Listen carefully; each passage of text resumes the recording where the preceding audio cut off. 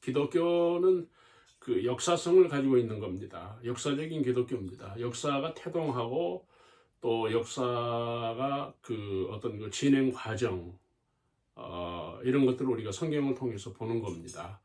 그러니까 야곱이 이스라엘이잖아요. 이스라엘이 된 거죠. 그러니까 사람에서 야곱이 이제는 국가가 된 거예요. 하나님 나라가 된 거죠.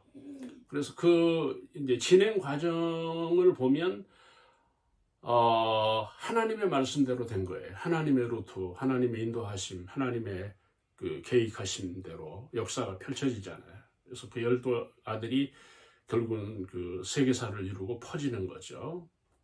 역사. 여러분, 우리가 개인의 역사만 가지고 우리가 얘기할 수 없는 거죠.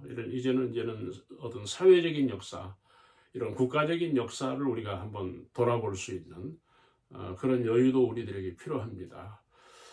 사람들은 개인적인 역사에 민감해요. 저도 이제 그 노년 시대로 들어가는데, 여러분, 우리가 노년을 준비해야 됩니다.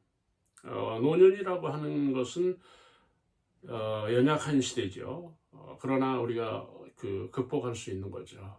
우리가 내면을 든든히 해서 우리가 어떤 외적인 것들을 극복하는 이런 것들이 우리들의 믿음이라고 생각합니다.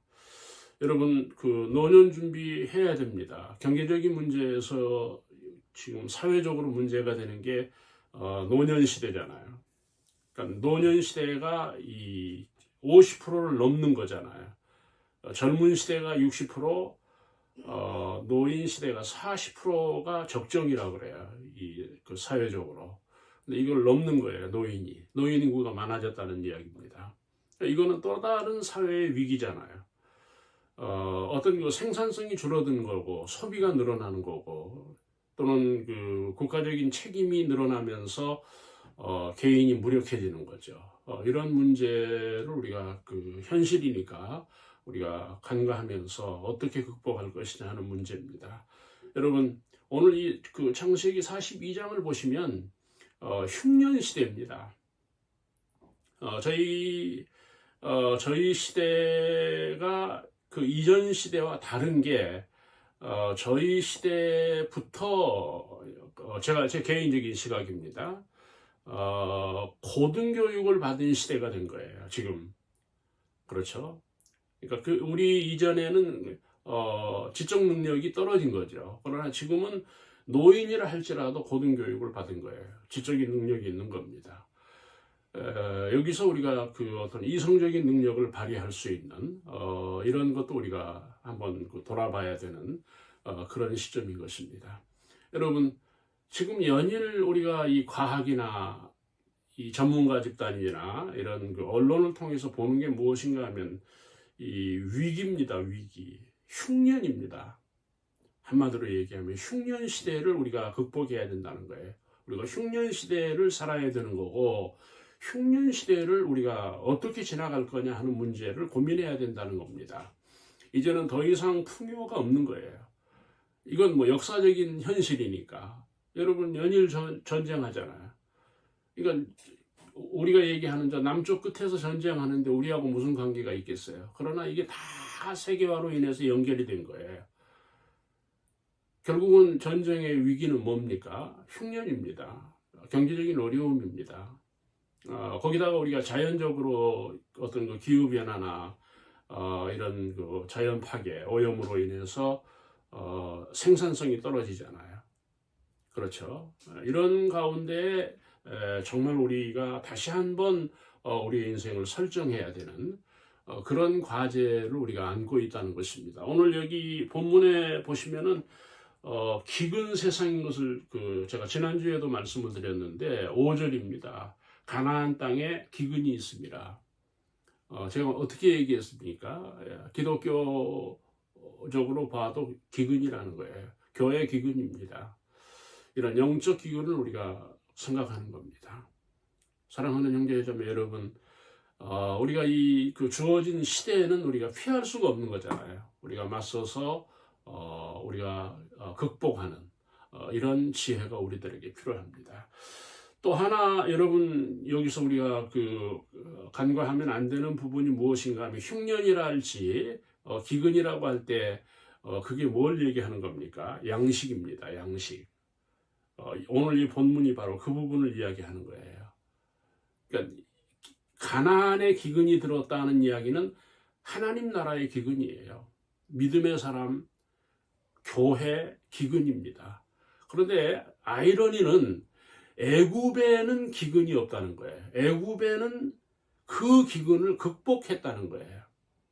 다시 말하면 요셉으로 인해서 애굽은 그 기근에서 풍요로운, 다시 말하면 후반부로 가면 그 요셉이 구세주가 되는, 경제 구세주, 양식의 구세주가 되는, 심지어 여러분 잘 아시는 대로 주변 국가들이 요셉의 도움으로 그 재앙을, 그 기근을 극복하잖아요.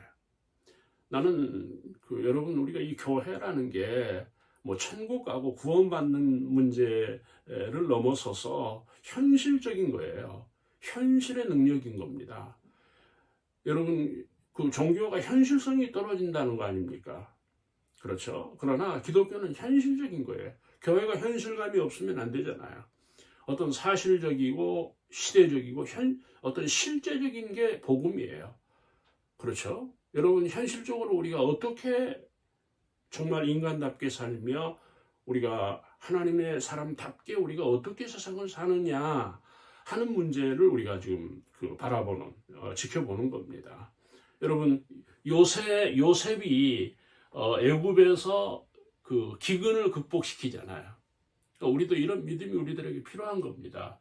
6절을 제가 한번 읽겠습니다. 요셉이 총리로서 곡식을 팔더니 요셉의 형들이 그 앞에서 절하니라. 여러분 절한다는 거 뭐 머리 숙여 절하는 거 할 수 있는 거죠.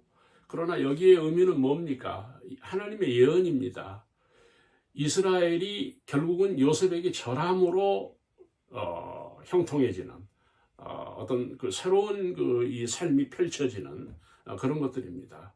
결국은 요셉이 형들에게 당한 이유가 뭡니까? 하나님이 보여준 꿈에 형들의 곡식단이 내 단에게 절하더라. 그게 지금 이루어진 거잖아요. 그렇죠? 여러분 우리가 이런 이 영적인 노트죠. 하나님의 역사는 반드시 인간사에 이루어진다는 거예요.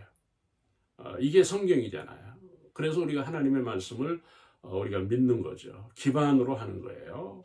이런 부분이 우리들에게 중요합니다. 자, 여러분 오늘 여기 보면은 가나안의 기근을 넘어서 하나님의 사람 야곱이 대처는 무엇입니까? 애굽으로 가라는 거예요. 그러니까 이방으로 가라는 겁니다. 애굽은 이방이잖아요. 믿음의 나라가 아닙니다. 하나님의 백성이 거기는 없습니다. 그런데 거기에 기근이 있습니다. 기근을 극복한 여러분 풍요가 있습니다. 다시 말하면 곡식이 있습니다. 이런 세상이 온다는 거예요. 여러분 기독교가 복을 받는다. 그건 의미가 다른 거예요. 우리가 경제로 기독교를 보면 경제가 안 보이는 거예요. 하나님이 안 보이는 거예요. 기독교가 안 보이는 겁니다. 세상이 돈이 더 많아요. 여러분 뭐 시편이나 다윗의 고백을 보면 우리가 악인의 형통을 부러워하지 말라 그러잖아요. 그런데 그 악인의 형통이 뭡니까? 경제 부여입니다. 믿지 않는 사람들이 더 복이 많은 거예요. 교회 복 얘기했다가는요 틀립니다. 우리가 설교에서 자꾸 복을 이야기하잖아요. 근데 위험한 거예요. 잘못하면은요 영적으로 허탈해지는 거예요. 우리가 여러분 시각적으로 현실적으로 보면 우리보다 잘 사는 사람들이 세상 사람이라니까요. 우리 기독교인보다 비기독교인이 잘 되고 있어요. 그러면 복으로 보면은 하나님 없는 거예요. 믿음 없는 겁니다. 이게 참 난항이에요. 영적 기근이에요. 우리가 현실적으로 봐야 된다는 거예요. 애굽으로 가서 절해야 돼요. 애굽에 가서 우리는 엎드려야 돼요. 세상이 더 잘 된다는 거예요. 이걸 우리가 정말 겸손히 받아들이고 우리가 현실을 극복하는 이런 믿음이 있기를 주의 이름으로 축원합니다.